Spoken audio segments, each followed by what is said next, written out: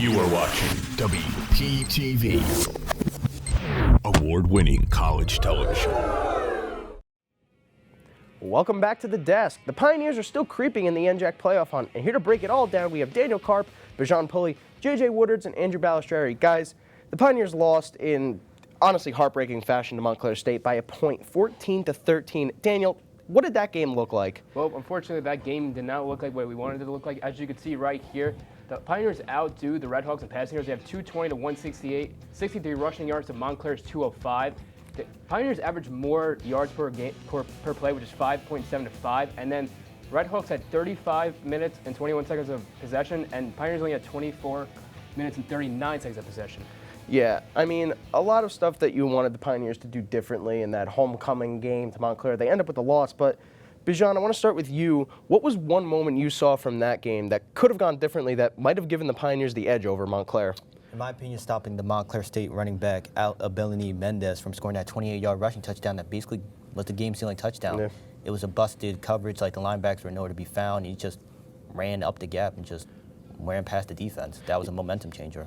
Yeah, I mean, we saw, on the stats, they absolutely outran the Pioneers, which is crazy to think considering how important that run game has been for the Pioneers in the past couple of years. But JJ, on to you. What's one moment that you think could have gone differently?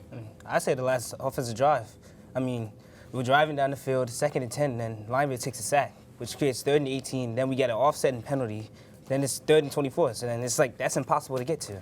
And that just ends the game. Yeah, I mean, that specific moment, I mean, you really saw that kind of took the life out of the Pioneers. They were driving down the field, and then all of a sudden, one play, and it's over. But Andrew's closing us out for this one. What do you think should have gone differently? Yeah, I mean, just like JJ, I got to go with the pick at the end of the game. I mean, you know, it wasn't an awful game for the William Patterson Pioneers, but offensively it wasn't great. But, you know, something I want to note, you know, me, Karp, and Tyler Cooper, we were on Sports Report on Monday night. We said, listen, Lineberg doesn't have to be a stud this game. No. You know, if he throws for 200 yards, maybe a pair of touchdowns, then they have a chance to win. And that's exactly what he did. It's just unfortunate that mistake at the end of the game ended up costing them. Hopefully they can bounce back tomorrow. Yeah, absolutely. But I wanted to add, when JJ going about the sack, it all comes down to the offensive line. The offensive line also had a reason to where they blocked the extra point attempt on that touchdown, on the extra point attempt when they got that second touchdown. Yeah, that was big too. But you know, even with the loss, some good comes out of it. Devin Blunt had another interception with that Montclair State loss.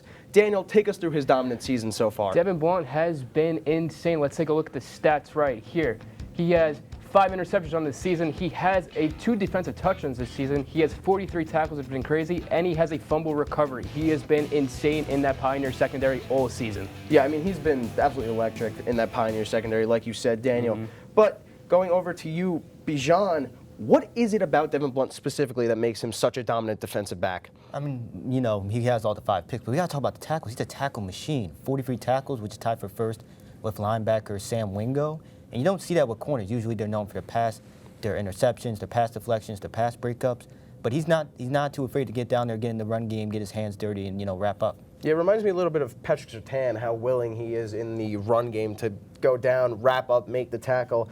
Andrew Ballistreri, what is it about Devin Blunt specifically that you like the most? Well, you said he reminds you of Surtain. He kind of reminds me a little bit of Trayvon Diggs. This guy's an absolute ball hawk. You know, he mentioned already 5 interceptions, 5 pass breakups this year. He only had 2 picks last year, and he's absolutely killing it. You know, he's always guarding the team's best player and everything like that. And listen, this guy, he's one of the best defensive backs in the NJAC, if not the best defensive back. He's a 4-time all-conference player. We're going for 5 this year. I think he's going to make it. Absolutely. Let's be real. He's been outstanding. But Josiah, wrapping us up here with the Devin Blunt, what do you think makes him such a great defensive back? I mean, he shuts down one side of the field. When you have a corner on the defense that shuts down one side of the field, it's easy for the defense to just play. Yeah, and especially like Bally said, he's guarding the best receiver every game, and he just shuts it down. But moving on from the defense to the offense, Isaac Cherry averaged almost 5 yards per carry against Montclair last weekend.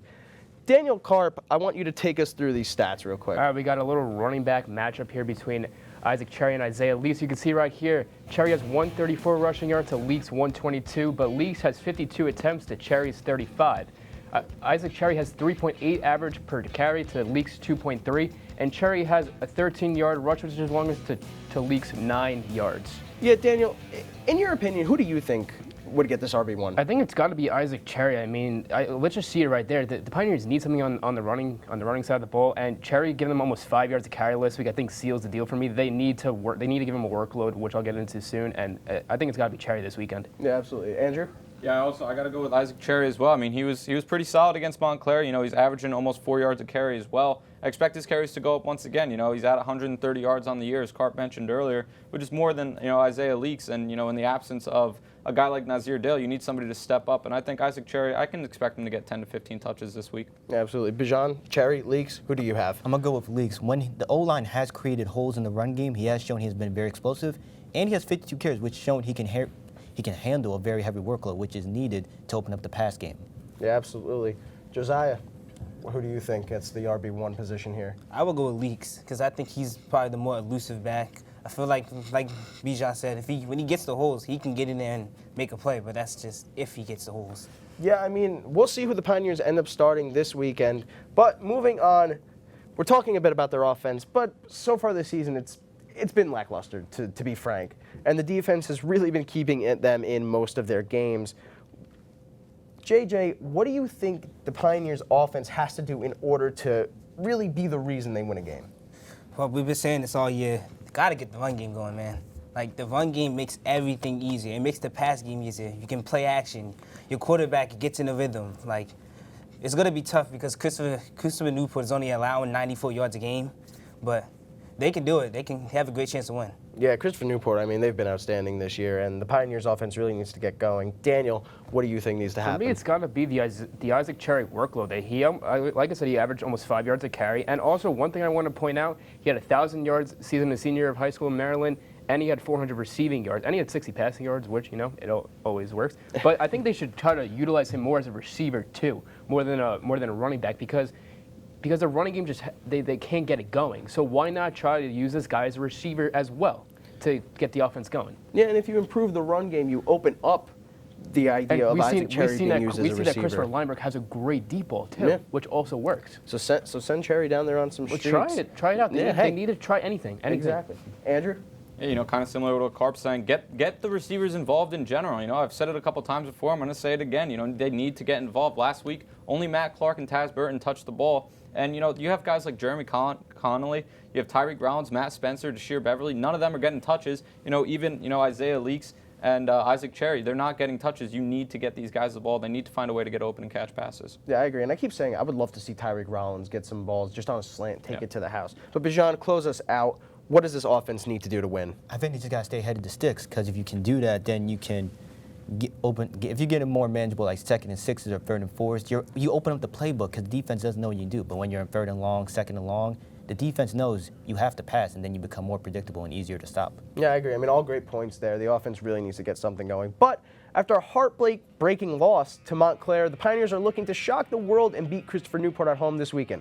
Let's send it over to the NBA crew to recap the beginning of their season here on WP Sports Desk.